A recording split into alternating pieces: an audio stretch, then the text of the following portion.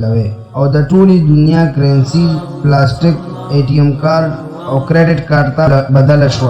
بس دنیا کې خپل کریډټ کارت سویپ کوا او خریداری کوا. د دنیا ټول غټ بانکونه هم آنلاین شو چې تاسو د انټرنیټ په ذریعہ باندې رقم جمع کولم شي، ट्रांसफर कोले हम शे और अवेस्ते बे हम शे और तاسو دا موبایل با په 2 کالو کې هم تاسو شناختی کارتونه دي جوړ شي چې دا به د پاسپورت، ډرایوینګ لایسنس، کریډټ کارت، د بجلی د ګیس بیلونه هم او د پراپرټي کارت، هیلث کارت او انشورنس پالیسی به هم د دې موبایل نه جوړ شي. تاسو به خپل موبایلونه د ماشینانو سره ټچ کوئ او په مخ کې به روان یې.